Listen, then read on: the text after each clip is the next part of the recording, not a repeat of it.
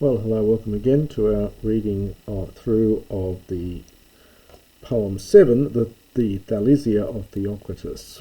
And I got up last time to the line 90, and so we've had the Song of Lykidas, which is a rather pretty little poem within a poem.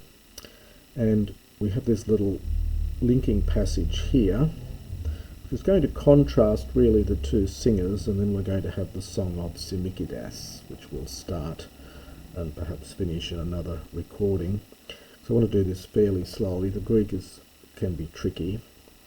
So, komen tod apone apepausato. Ko for chi hop. Tossa, we normally just get one sigma, and there's an alpha elided here. We've got two sigmas here for the sake of meter, and this is from apopao. So he, having said such things, so he having said all this, apepausata, he ceased. Aorist middle here. Power is to check something, and power mai in the middle is to check yourself, and hence to cease. Ton demet autis kergon toi ephaman.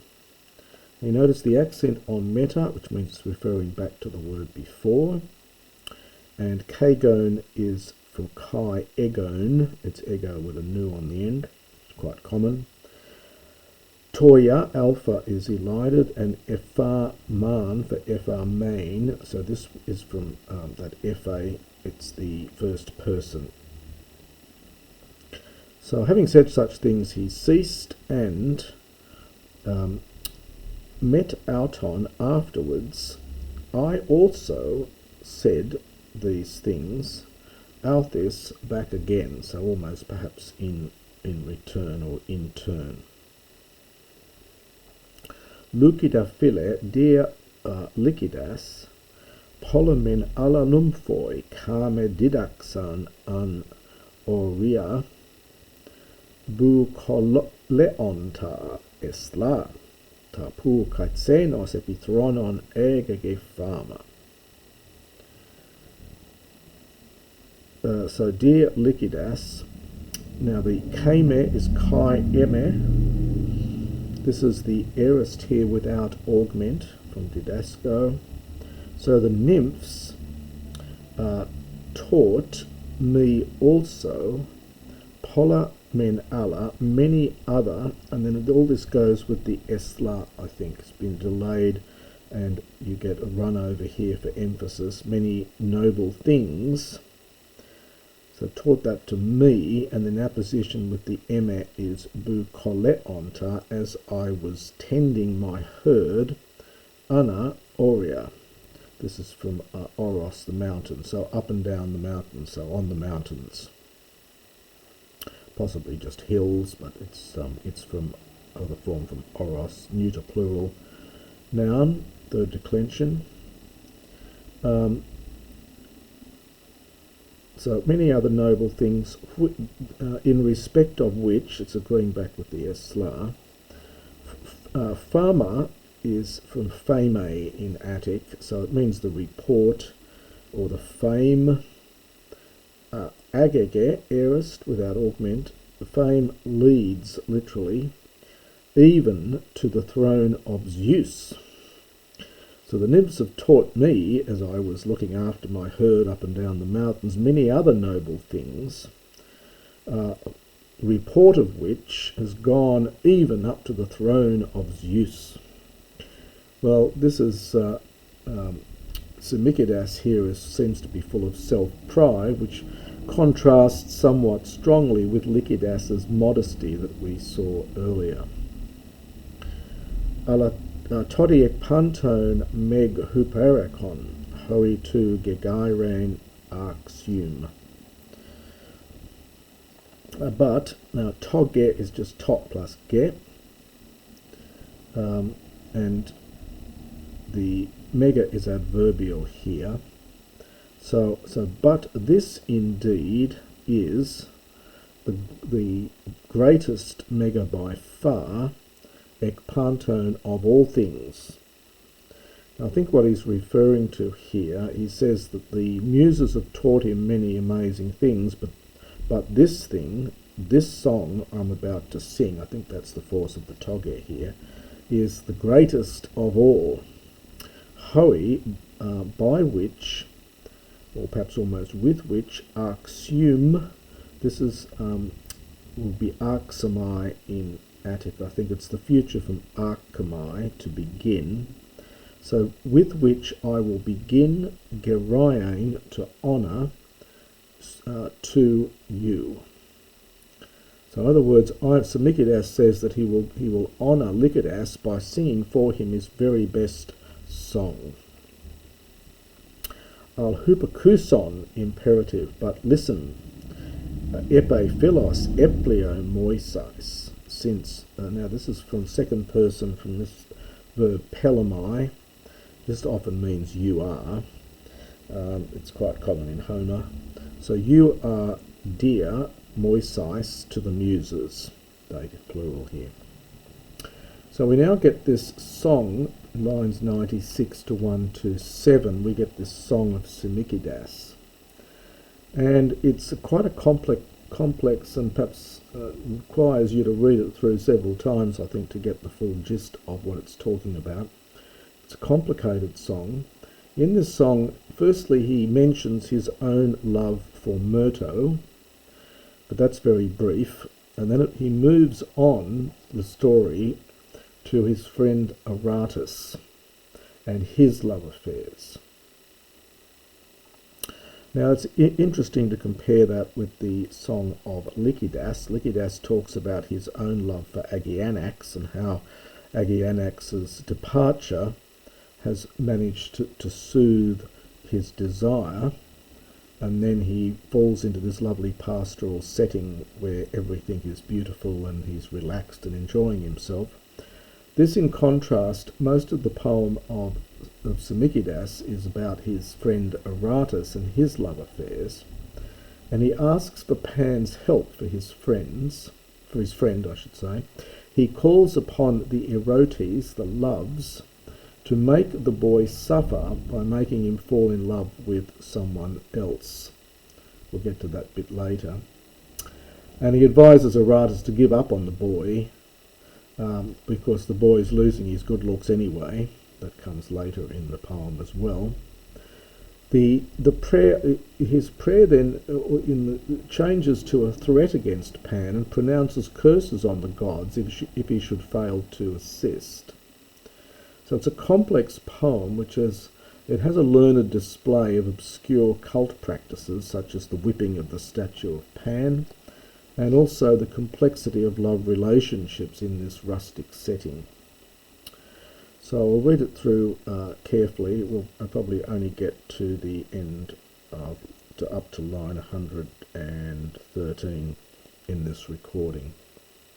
Simichida menerotes epeptaron, ega hodelos toson era, mutus hoson I aras I ges erantai. Now we get a men, and the debt is going to be down here with his friend Aratos. So on the one hand, the loves, the erotes, epiptaron. This is from epiptyro, which is to sneeze upon, and that was, I think, seen as a sign of good luck. So the erotes, the love, sneezed upon Simichidas, for he, Hodelos, the poor thing, he, the wretched one, Era, he loves. Now we get the toson and hoson. So he is in love with Myrto. This is a girl's name. Toson hoson, just as much as the goats, Erantai from Eramai, from Eramai, in fact, love, and it takes a genitive, the spring. So for he, poor chap, is in love with Myrto just as much as the goats love the spring. Now by contrast we get Aratos de. This is Aratos, So this is the name of his friend, Aratos, which we see a bit later on down here. This is just Crassus with hot plus Aratus. But he, Aratus, now he's described here as, the Tarpanter is adverbial in all respects. He is philaitatos, superlative. He is the dearest in all respects to this, or to that, literally, to that man. Another form of undri, you get uneri. In other words, dearest, is referring to himself. So he is the dearest friend in all respects to that man, i.e. to me. So he's referring back to himself in the earlier lines. And eke pothon, he has a desire for a boy, genitive, after this, has a desire for a boy, a youth, perhaps might be better here. Hupo splanknoising, literally right down to his guts, as one rather rough way of translating it. The splanknoi, or the splanknoi here, sorry, the splankna, it's neuter plural. The splankna are your sort of innards, but it was seen as the place of emotion, so we might say in his heart. But Aratus, the one who is dearest in all respects to this man, that is to me, he has a desire for a youth in his heart. Oiden Aristis, eslos ane meg Aristos. We get some puns here on the name. We've had Aratus, we've got Aristus, and now we get Aristos. We get puns on this. This is supposed to be a person. So Aristus knows, from Oida, a noble man, the best mega by far.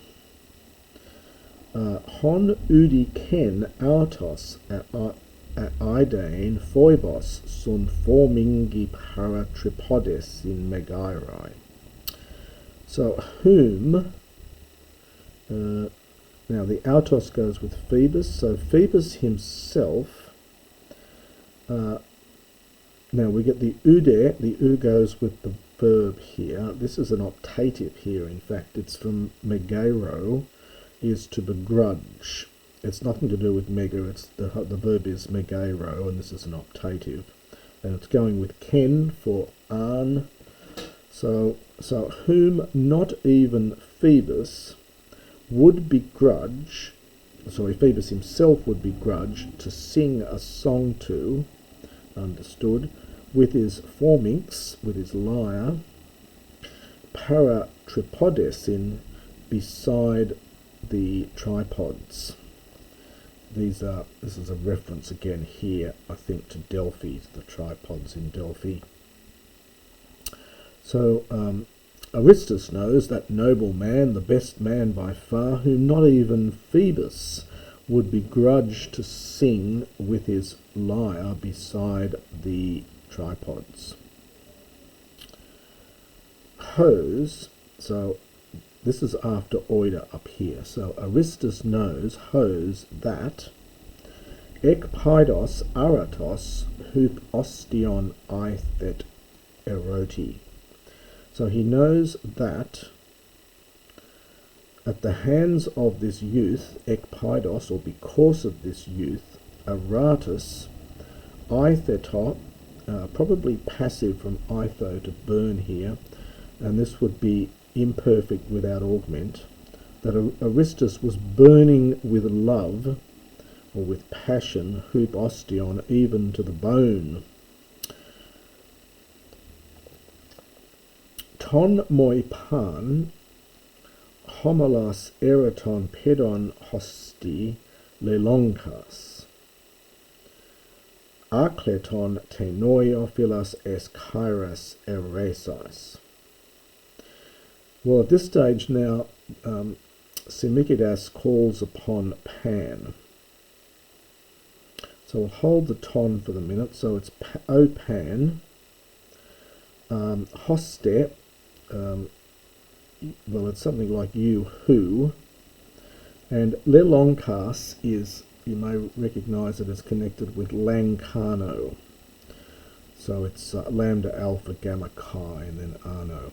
So Lancano is to obtain something by lot, or to inherit it, or to receive it. So O Pan, hosti, the very one, you who have obtained in some way, obtained by lot or obtained by a gift or something, the beautiful plain of Homola. Now Homola is a mountain, and it's also the name of a town in Thessaly.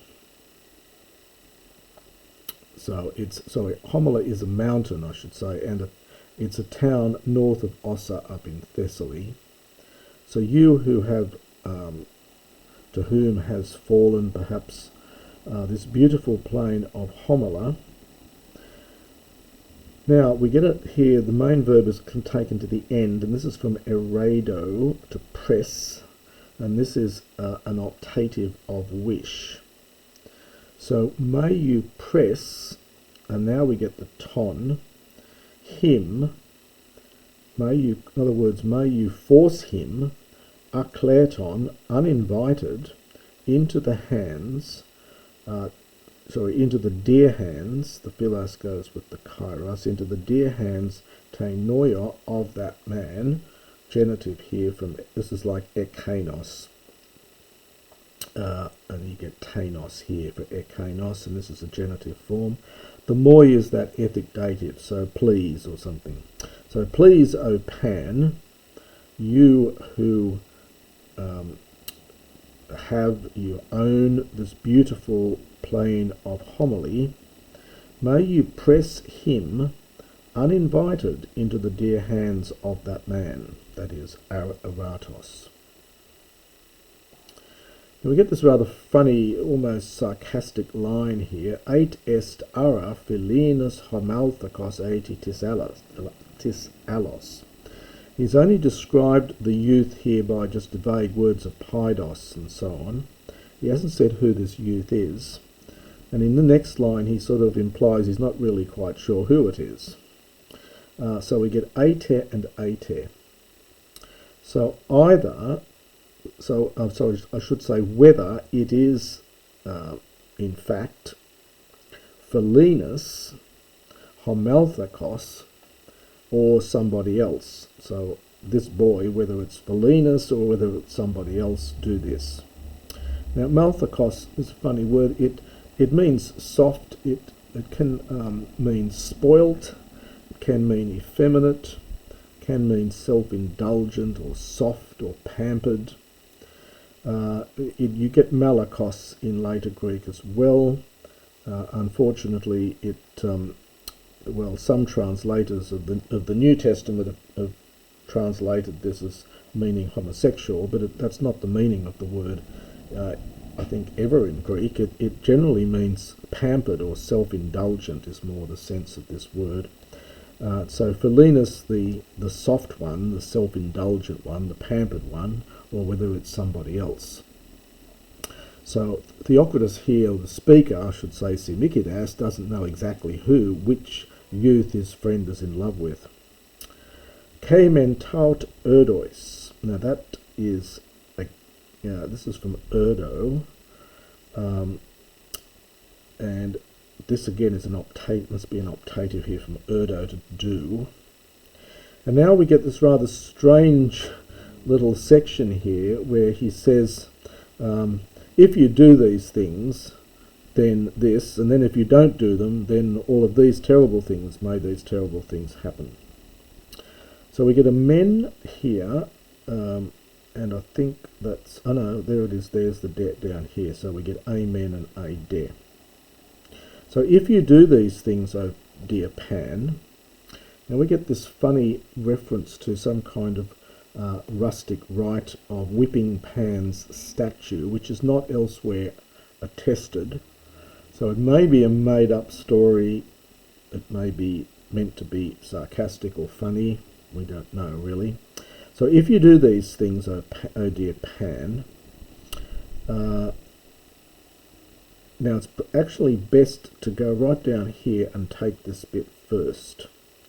When kriya is the word for meat, tutha, so this is neuter plural I think here, when there is little, well, plural for singular, so when little meat might be present, optative from parami, so when there is little meat present, may the Arcadian children, may they not mastidzoin, whip you, Tainica at that time, with squills, that is, these are kind of whips.